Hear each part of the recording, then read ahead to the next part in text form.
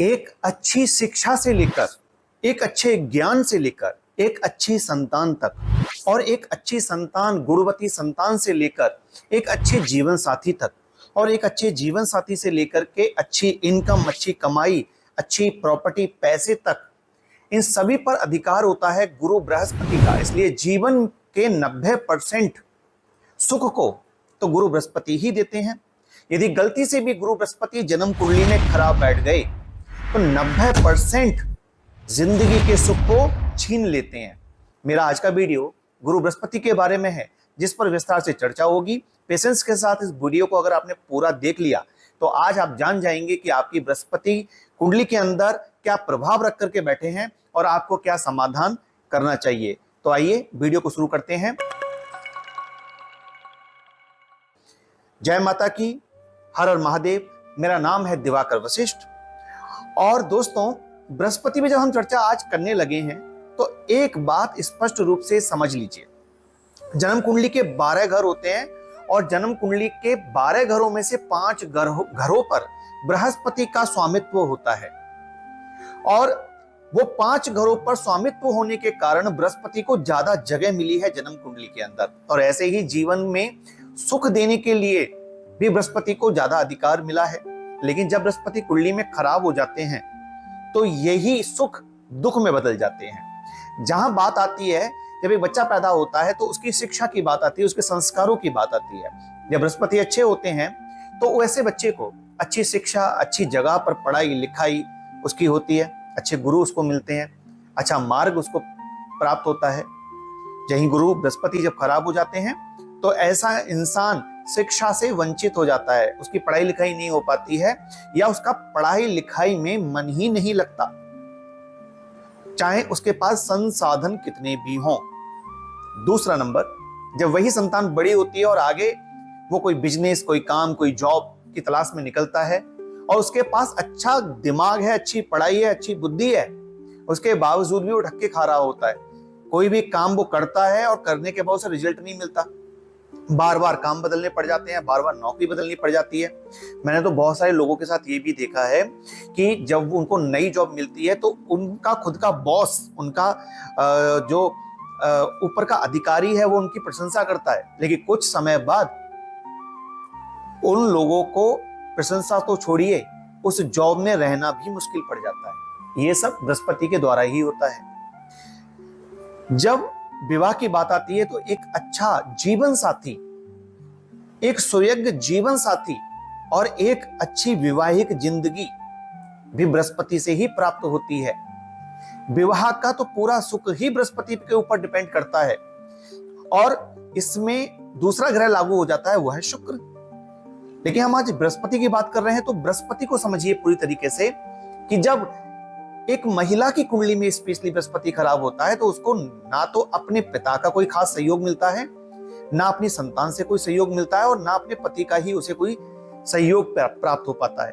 पुरुष की कुंडली में बात करें तो अपने बुजुर्गों का, अपने दादा का, अपने पिता का और अपनी संतान में पुत्र संतान का सुख एवं सहयोग प्राप्त नहीं हो पाता खराब बृहस्पति होने पर। और जब शुभ बृहस्पति हो जाए तो ये सारे सुख मिलते हैं। जीवन में कमाने से लेकर शिक्षा तक, शिक्षा से लेकर के कहीं ना कहीं शादी विवाह तक, संतान की प्राप्ति तक गुरु बृहस्पति का पूरा पूरा अधिकार है। 90% जरूरतों को गुरु बृहस्पति पूरा कर देते हैं। और जब ये खराब हो जाते हैं तो 90% समस्याओं को भी गुरु बृहस्पति ही जन्म देते हैं। जिन पर गुरु की दशा चल रही है अथवा जा चुकी है, वो इस बात को महसूस कर सकते हैं कि गुरु की दशा उनकी कैसी गई। मैं सभी की बात नहीं कर रहा हूं। जिनके बृहस्पति शुभ होंगे जन्म कुंडली में, उनकी गुरु की दशा अच्छी जाएगी। लेकिन जिनके गुरु कुंडली में अच्छे नहीं होंगे, गुरु बृहस्पति की 16 वर्ष की दशा उन्होंने कैसे काटी होगी, ये उनसे पूछिए। जिसकी बाल्य अवस्था में ये दशा आ जाती है और खराब बृहस्पति हो तो उसका बचपन पूरी की पूरी तरह छिन्न भिन्न हो जाता है और वो बचपन से सीधे जवानी में कदम रख देता है। यानी कि उसके अंदर बहुत ही जल्दी एक मैच्योरिटी आ जाती है। और अगर जवानी में आती है तो ऐसा व्यक्ति अपनी जिम्मेदारियों के लिए इतनी मेहनत कर रहा होता है इतनी मेहनत कर रहा होता है कि वो कहता है कि मैं मेहनत कर करके थक रहा हूं, लेकिन जिम्मेदारियां मेरी खत्म नहीं हो पा रही। इसी तरह से बुढ़ापे में जब आती है खराब बृहस्पति की दशा, तब ऐसे व्यक्ति के साथ उसके पारिवारिक वाद विवाद, प्रॉपर्टी के झगड़े, संतान के साथ पंगे, ये चलते हैं। तो बृहस्पति को अगर हम देख रहे हैं तो हम इस बात को गहराई से समझें कि बृहस्पति जब दशा में होते हैं या कुंडली में खराब होते हैं तो ऐसा होता क्यों है, जबकि उनको देवताओं का गुरु कहा गया है। देखिए, इसे समझने के लिए हमें इस बात को समझना पड़ेगा कि जो जन्म कुंडली होती है वो प्रारब्ध के हिसाब से बनती है। पिछले हमारे जो जन्म को कर्म रहे हैं उनके अनुसार हमारी कुंडली बनी है, और वो कर्म हमारे इस जीवन में आड़े आएंगे, जिसकी वजह से हमें सुख दुख भोगते हुए जीवन को काटना होगा। अब बृहस्पति क्या है? बृहस्पति गुरु है और बृहस्पति भगवान नारायण है। अब आपको एक बात जानकर बड़ा आश्चर्य होगा, आपने बहुत सारे सीरियल में भी देखा होगा, बहुत सारे पुराणों में आपने कथाओं में पढ़ा होगा और अपने बुजुर्गों से सुना ही होगा और स्वयं भी जानते ही होंगे कि बड़े से बड़े राक्षसों ने भगवान का तप किया और बहुत सारी उन्होंने शक्तियां प्राप्त की। लेकिन आपको पता है कि वो शक्तियां उन्होंने या तो भगवान शिव से प्राप्त की होंगी या ब्रह्मा जी से प्राप्त की होंगी, लेकिन कभी किसी राक्षस ने भगवान नारायण का तप नहीं किया, और भगवान नारायण ने भी किसी राक्षस को कभी कोई वरदान नहीं दिया, जहां तक मुझे पता है। राक्षस भगवान नारायण से चिढ़ते थे। क्यों? क्या कारण है? क्या उन्हें ऐसा लगता था कि भगवान नारायण यानी कि गुरु बृहस्पति वो उनकी जिंदगी के अंदर बाधक हो सकते हैं? जी हाँ, वो बाधक होते थे। भगवान नारायण राक्षसों के जीवन में बाधक क्यों? क्योंकि जो सत्य के मार्ग पर चलने वाला है बृहस्पति तो उसी का साथ देंगे। अब बात यहां पर यह हो जाएगी कि सत्य के मार्ग पर चलना क्या होता है। जैसे बहुत से लोग कहते हैं कि हम तो बहुत अच्छा कर रहे हैं फिर भी हमारा बृहस्पति हमें खराब फल दे रहा है। दोस्तों, मैंने कहा ना, पिछला प्रारब्ध जब हम लेकर आते हैं और अब हमारी कुंडली में बृहस्पति खराब आता है, तो जब गुरु की दशा लगती है तो गुरु की दशा के बाद किसकी दशा आती है? शनि की दशा। ठीक है ना? तो जब बृहस्पति की दशा अगर बाल्य अवस्था में आ गई, आप बचपन से जवानी में कदम रखेंगे, उस अवस्था में अगर गुरु की दशा लग जाती है और वो आपको कष्ट देते हैं, दुख देते हैं, परिवार से कष्ट, ना आपकी पढ़ाई ठीक से हो पाई, ना आपको कुछ अपने पूर्वजों से प्राप्त हुआ प्रॉपर्टी के रूप में, ना कोई सहयोग परिवार का आपको मिला, तो ये सारी चीजें आपको बृहस्पति ने यदि अपनी दशा में दिखा दी है, या खराब बृहस्पति की दशा किसी की भी रही हो, ये खराब बृहस्पति आया तो आपका जीवन ऐसे चला, ऐसे स्टार्टिंग हुई आपकी जीवन की, तो आप ये मानकर चलो कि उस बृहस्पति ने आपको ना तैयार किया है, क्योंकि वो गुरु है। उसने किस चीज के लिए तैयार किया है? आगे आने वाली शनि की दशा के लिए उसने आपको रेडी किया है। देखिए, बृहस्पति को सोने से जोड़कर देखा जाता है। गोल्ड पर अधिकार बृहस्पति का है, और गोल्ड की कीमत इसीलिए है क्योंकि वो बहुमूल्य रत्नों को जो है अपने अंदर संजो लेता है, लेकिन वो आभूषण जब ही बनता है जब उसको आग में तपाया जाता है। ठीक है ना? उसी तरह से बृहस्पति व्यक्ति को आग में तपाकर उसे कर्म करने वाला बना देते हैं। जब शनि की दशा आती है तो जिन लोगों ने बृहस्पति की दशा में बहुत कष्ट पाए, उन्होंने हर तरह के काम किए, उन्होंने छोटा बड़ा कोई काम नहीं छोड़ा और अपने आप को उन्होंने जमीन से जोड़ करके रखा, तो जो शनि की दशा आती है ना, तो वही कर्म जो वो करते हुए आए हैं उसी के आधार पर जब वो शनि की दशा में होते हैं तो वो लगातार कर्म करते ही रहते हैं और फिर वो आगे जाकर के बन जाते हैं।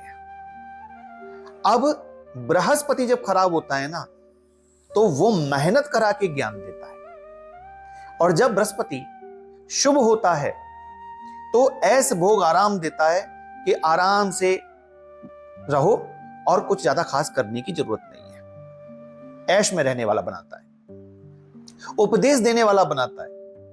लोग करते कुछ नहीं है और दूसरों को नसीहत देते नजर आते हैं, ऐसे भी लोग होते हैं दुनिया में। लेकिन जिनका बृहस्पति खराब हो गया है कुंडली में, उनको भी भगवान नारायण हेल्प कर रहे हैं, यानी कि उनको सिखा रहे हैं कि तुम मेहनत करके ही अपने जीवन को चला पाओगे। बिना मेहनत के, बिना ठोकर खाए तुमको कुछ भी नहीं मिलेगा। यह है शुभ और अशुभ बृहस्पति की सच्चाई कहीं ना कहीं। अब जन्म कुंडली में बृहस्पति यदि खराब बैठ गए हैं और आपके हर चीज में आपको प्रॉब्लम मिल रही है, आपके परिवार में भी आप कलेश रहता है, आपके वैवाहिक जीवन में भी दिक्कत है, आपके रुपए पैसे के कम जो है उसमें भी दिक्कत है, काम आमदनी में भी दिक्कत है, कहीं ना कहीं रोग इत्यादि घर में घुसे हुए हैं, तो ऐसे में आपको बृहस्पति को शुभ कर लेना चाहिए। और जिन लोगों को भूल जाने की आदत है, जो बात बात में चीजों को भूल जाते हैं, अथवा जिनको बहुत ज्यादा कफ की समस्या रहती है, जिनको बहुत ज्यादा सर्दी रहती है, जिन्होंने बहुत कफ सिरप पिया है, उनका बृहस्पति निश्चित तौर से खराब होता है, उन्हें शुभ कर लेना चाहिए। अब बृहस्पति को शुभ कैसे करेंगे मैं ये बताता हूं। बृहस्पति को शुभ करने के लिए आप चने की दाल रोजाना 43 दिनों तक लगातार आप चने की दाल को मंदिर में दान करें। और अगर आप रोज नहीं कर सकते हो तो हर गुरुवार करो, और ऐसा 43 गुरुवार तक कर लीजिए। इससे धीमे धीमे आपके बृहस्पति ठीक हो जाएंगे। जब भी किसी नदी, बहता हुआ पानी, गंगा जी, यमुना जी, समुद्र के किनारे आप पहुंचो तो उसमें भी थोड़ी सी चने की दाल आप जल प्रवाह कर दिया करो। इससे भी आपका बृहस्पति अच्छा होगा। अपने माता पिता, खास करके पिताजी, दादाजी, गुरुजन, इनका सम्मान आपको करना होगा अगर बृहस्पति खराब है तो।